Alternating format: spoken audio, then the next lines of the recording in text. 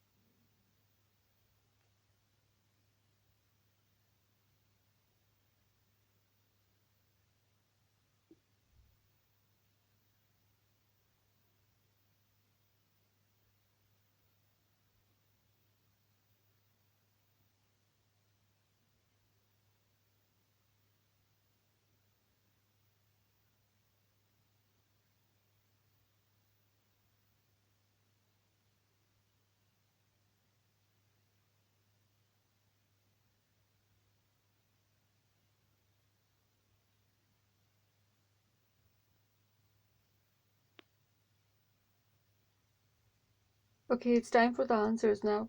So this is the first question here. The question is that how are we going to investigate such a scenario? Okay, that's been given.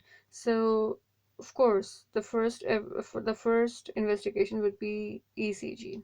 All right, and if that ECG is normal, of course, we don't need to proceed with any other investigations. All right.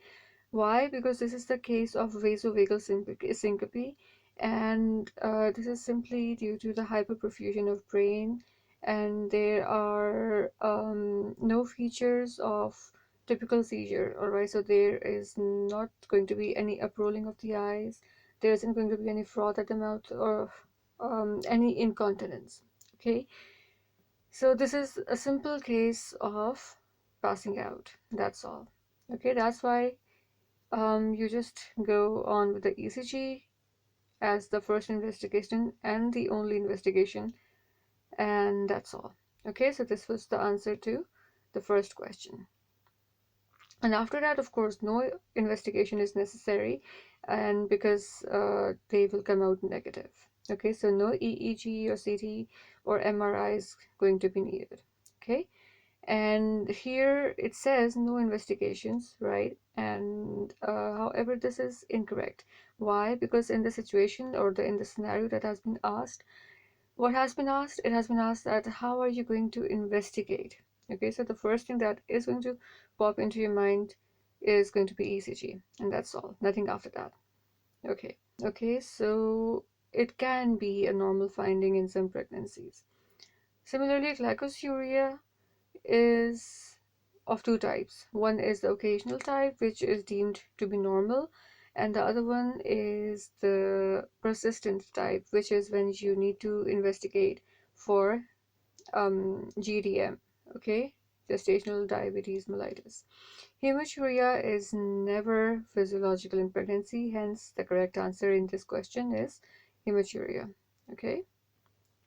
Next, we had this question.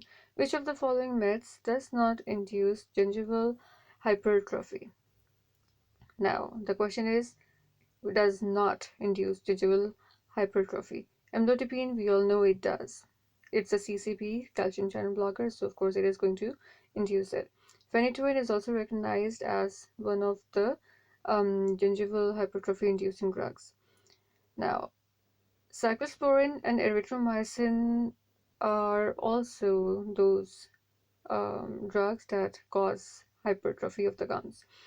Aspirin, on the other hand, does not cause gingival hypertrophy. Therefore, here in this case, aspirin is going to be the correct answer, right? Okay. Now, there are 5 classes of drugs that must be taken into account whenever you are dealing with drug-induced gingival hypertrophy. One of them is CCPs, all right, so amlodipine and all the CCPs that are included in all the drugs that are included in the CCPs. Then we have cyclosporin, it is an immunosuppressant. And then we have some antibiotics such as erythromycin, so that is also included in it. Phenobarbital, valproic acid, and phenytoin, they cause gingival hypertrophy. Some hormones such as testosterone and estradiol are also linked with gingival hypertrophy, so you might want to remember that as well. Alright, the next question is, which of the following acute phase protein? Alright, now in this question we have the acute phase proteins. Which of the following acute phase proteins rises immediately following an injury and remains elevated for around 3 weeks post-injury? Now here in this question, the thing that is being asked is this, that what is the acute phase protein that remains high up until the 3rd week after the injury? Okay, now aldosterone is an acute phase protein, so are the catecholamines, so is cortisol, so is CRP, T3, T4, growth hormone. All of these increase after an injury and they rise immediately after an injury, okay? However, all of them go back to normal quite soon, in about a week or 8 to 10 days, okay? However, cortisol is the only acute phase protein that remains high up till 3 weeks after injury, okay? So here in this scenario, cortisol is the right answer. Why? Because this is what is being asked, okay? It remains elevated for around 3 weeks after injury, so that's why cortisol is the right answer. Okay, now CRP is the most common wrong answer, and as you can see from the number of people who picked CRP, okay? So never confuse cortisol and CRP. Know the difference between these two, okay? Next question was, which of the following has the highest amount of energy in each gram of its content? Okay, so we all know that the most energy is produced by fats, right? So starch, of course, is wrong. However, the fats that we are now left with in the options are VLDL, LDL, and THEs. Okay, so which out of these is correct? LDL and VLDL, they are the lipoproteins.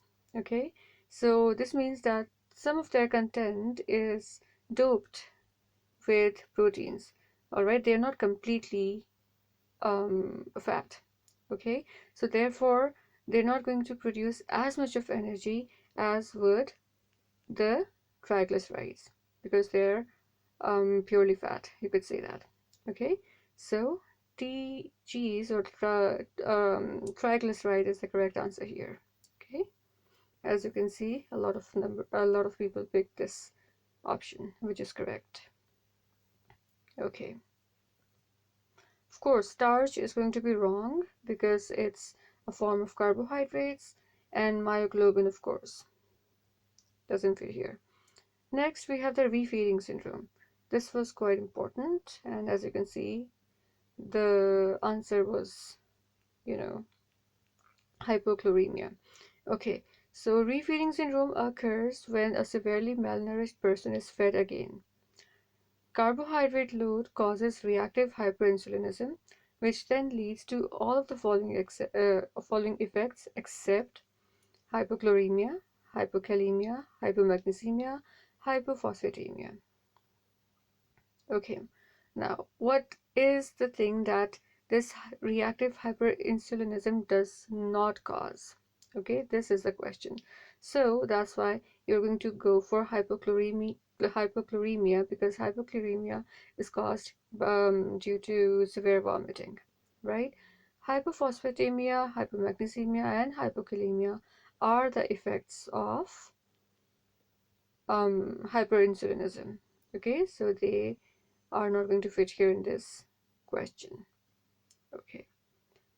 Then the last question that we did was this.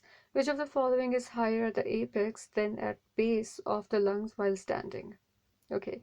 Now, as you can see, a lot of people picked ventilation. Once again, this is the wrong answer. This is the most common wrong answer.